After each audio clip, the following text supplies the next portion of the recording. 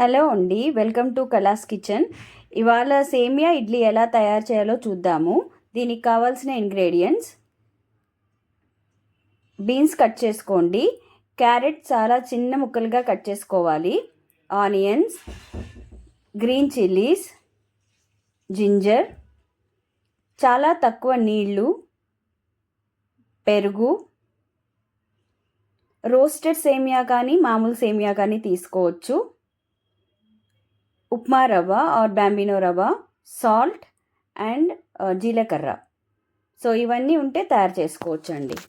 ముందుగా ఒక mixing bowl తీసుకోండి. దీనిలోకి సేమియా, మనం కట్ చేసుకున్న వెజిటబుల్స్ ఏవైతే ఉన్నాయో అవన్నీ కూడా యాడ్ చేసేసుకోవాలి.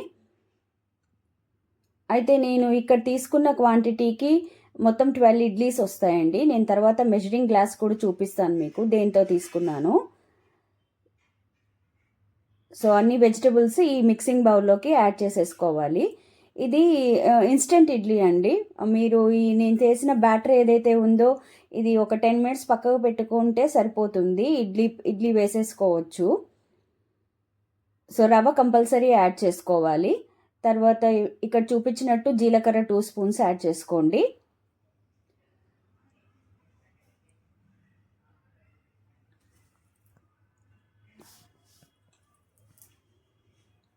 సాల్ట్ మీకు రుచికి తగ్గట్టు వేసేసుకోండి సాల్ట్. తర్వాత గ్రీన్ చిల్లీస్ అండ్ జింజర్ కూడా యాడ్ చేసుకోండి. ఇక్కడ పెరుగు బాగా తిక్క ఉందండి, సో నేను దానికోసమని కొంచెం వాటర్ తీసుకుంటాను. బట్ పెరుగులో ఆల్రెడీ వాటర్ ఉన్నాయి అంటే మాత్రం అసలు వాటర్ యాడ్ చేయకండి, చాలా తక్కువ వాటర్ యాడ్ చేయాలి. సో ఇవన్నీ చేత్తో ఇలా కలిపేసుకోవాలండి. సో దీన్ని ఒక 10 మినిట్స్ పక్కకు పెట్టుకోవాలి. ఈ గ్లాస్ తోటి నేను తీసుకున్నాను. 4 ప్లేట్స్ అంటే 12 ఇడ్లీస్ అవుతుందండి. ఆ గ్లాస్ తోటి హాఫ్ గ్లాస్ రవ్వ. సో ఇక్కడ గ్రీజింగ్ చేసుకుంటున్నాను. సో ఇడ్లీ ప్లేట్స్కి కొంచెం నెయ్యి రాసుకోండి.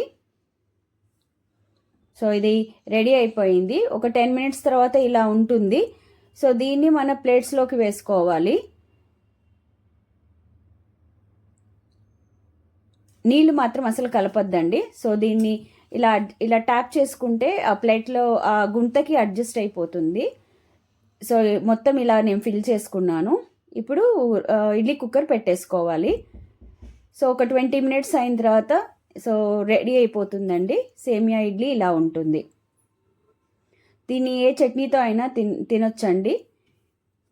పల్లీ చట్నీ కానీ పుట్నా చట్నీ కానీ. Thanks for watching.